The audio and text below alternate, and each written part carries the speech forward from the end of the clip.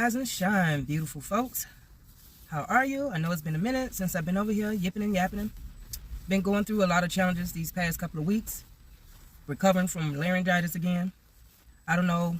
It seemed like my students, for me teaching them, it's always an exchange of some type of cootie sickness. It's just, it comes with the job. No way around that one. I just recently changed addresses, had to make a move. And I tell you, boy, moving is like weight training. It's almost like if you want to really work out and get yourself in shape, try to lift in a sofa, especially an electrical sofa and a 60-inch TV. And yeah, you going to feel it. You definitely going to feel it. But yeah, it's been a little challenging. I know a lot of people are really excited about this holiday, this happy Mother's Day. And y'all already know how I feel about these American holidays. There's always something behind it. But I'm just going to say this. I respect everybody's choices. And if that's something that you participate in, you know, hey, you don't half step. Recently, I kind of had a little spat with one of my family members. And yes, it is raining over here in this beautiful sunshine state. And y'all probably will hear the thunder. I still had to get out the house and run some errands, but it's okay. The earth is purging, and I welcome it anytime, any day. So, yeah, recently I was pretty much criticized by a family member about my motherly parenting skills. And I said to myself, this would be a good time to make this a teachable moment, because I feel like if I lash out, get on their level, lose my temper, it's not going to serve anyone but them. So I feel like if you are dealing with any family members, any friends that's judging you and how you operate and your parenting skills, just know within yourself, you are loved by your child. And let me tell you why I say this.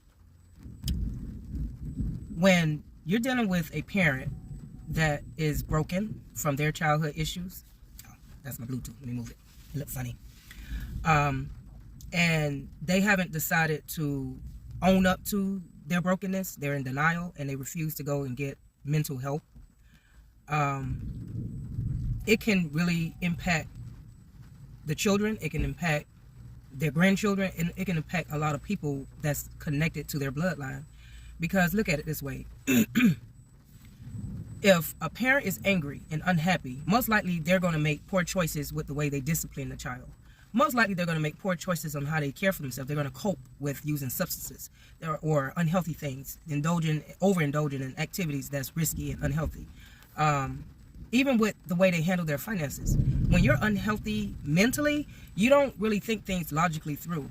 And even if you have to pay the smallest bill, even if your rent is $50 a month, you'll fuck that up if you're not mentally healed.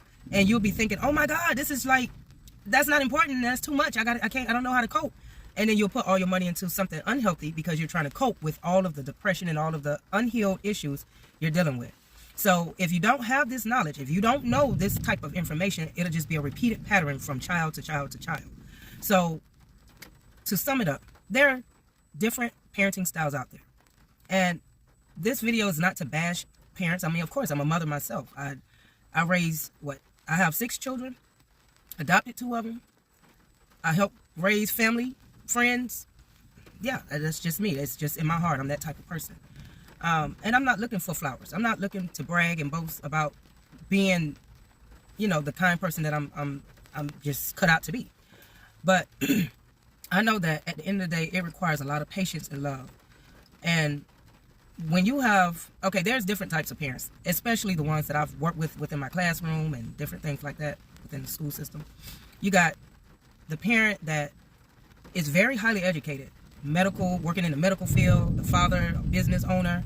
But then when they have a child, because they have so much going on their plate and they all about getting that bag, then they kind of lack giving their child a balanced type of lifestyle. Meaning, yeah, you want to make sure your child have the most updated clothes, shoes, the top-notch phone, games, all of that. But then social skills or trying to cognitive, you know, you got to exercise that brain with just life skills. You understand? So I've ran into parents and children students that lack that. So it's like, okay, yeah, you look good, you dressed up nice, but when you perform on these reading tests and the math tests, you flunking them out. So we got parents that make sure they have everything they need, but at the same time, there's no balance. And I'm trying to remember, there's a psychologist that I studied when I was in psychology at a university. He's a psychologist, and I think his name was Eric Arison or Manslow. It's one of them. I got to kind of brush up on my, it's so many of them out there, so many. But when it comes down to education, they're like the forefathers of education. And the main important foundation that they have studied with children is you have to provide the basic essentials. You have to first help them develop the trust. It starts at infancy, trust. The baby got to know that this caregiver, this adult, this parent will be there and available when they're needed. When their diapers need to be changed, their bottles need to be cleaned out and refilled, or the titty is available. They need to know I can trust and rely on this person in order to be whole. Okay, if I'm sick, I know that person is going to be there to give me my medicine and figure out my illness. That's a part of the trust system. Okay, if I'm crying, I know that this adult is going to make sure they, my needs are met and I'm comforted. Then with the basic essentials, if this adult is trustworthy, then I know that this adult will provide the basic essentials. Make sure I have a safe place to lay my head. Make sure that I don't have to fight off perverts, or make sure I don't have to be ducking under my table in my house running from bullets because they're after a drug dealer that is friend of the family. You know what I mean? So that's another type of way you're building a whole healthy child. Okay, another basic essential is just making sure that the child have food to eat. Okay, I know that it's more to it than making sure that your child is eating. What is your child eating? Is it dead food, or is it food that brings life inside of the child? Is it providing vitamins for the child so the child won't always be sick or have some type of illness and lacking in some type of nutrition or vitamins that they need to grow into a strong, healthy, functionable child? So all of that is tied in. It ain't no easy work. That's why I be telling my daughters, I said, y'all slip up and get pregnant. It ain't just about dressing up your baby and making sure the baby smell good and looking cute. It's a lot that goes into, a lot of work that goes into raising a child. So when you put on that hat to be a parent, it's not just about being there, but it's like you got to wear so many hats. You got to make sure, you got to become that bodyguard. You got to become that referee. You got to become that counselor. You got to become that nurse and that doctor. You got to become you got to play so many roles to make sure your child is good. But when you're not fully there where you need to be mentally, you ain't going to provide, it's something going to be slipping. Something going to slip in that area. So you got to provide a balance. There's parents that I've ran into that feel like, okay, I'm going to be a parent Monday through Friday, but Saturday and Sunday, I'm off. I'm off duty. That means I get to go out and get high. I get to go out there and do whatever I want to do. And my children, they're going to have to go in the house and fend for themselves. And so, no, I'm not here to judge parents, but I'm just letting you know there's a side effect to every choice, even myself, we make. Okay? But regardless to what type of parent you have out there, it's always good to just have love in your heart, forgiveness in your heart, patience within your heart, and learn from their mistakes and break the generational curse. So whatever they didn't provide for you, whatever they did that made you feel like that's the norm, you know how people develop cognitive dissonance? Okay, it's okay to cut that line off. At the end of the day, your parent did whatever they did or whatever they could to raise you up. But when you become an adult, now it's time for you to make your own choices. You can either keep up with the family traditions, and if it's healthy, that's great. If it's unhealthy, you have the power to make that change. No matter how much they try to, judge you, break you down, make you feel less than, you have the power to make that change. So I dedicate this to all the working hard mothers, the single mothers, the married mothers that's trying to balance, trying to be that wife, trying to be, the great mother you can be. I just dedicate this to all the parents, and even the fathers that's having to step up to be mothers. I've ran into that situation where, some fathers, they do an awesome, incredible job making sure that their child or their children have what they need, and they're not too prideful to ask for help when they don't have the answer for, everything. So, kudos go off to you for stepping in to be the best parent you can be.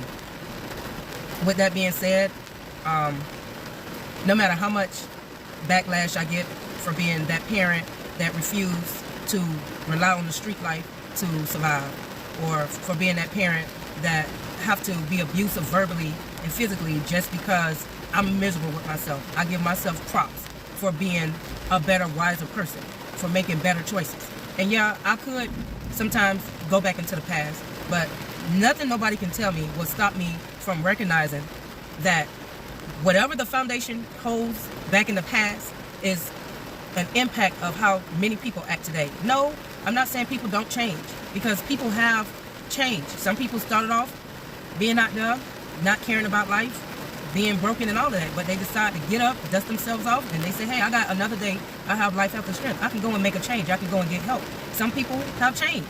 But when I still see repeated patterns, and I see that, okay, you're dumping your trauma onto me, and you're trying to break me down because you broken, I'm going to let you know, okay, you need to go on back. Go on back to wherever it started, and you need to face it, and you need to conquer it, heal from it, and then move on, and you can come on back and love me, or we can love each other, however we want to do it. But yeah, no matter what mistakes you make, because nobody's perfect, don't let nobody use that and beat you over the head with it. No matter how much you go through in life, know that you have a purpose, you are loved, you have free will, and you can be positive, no matter how much somebody try to bring the negative out of you. Okay? So I'm going to leave it here and see how I'm going to go ahead and fight through this weather, because every time I get touched by it, it blesses me with a stuffy nose and a headache. So, but hey, that's a part of life for me. Until next time, y'all be easy and be blessed. Peace out.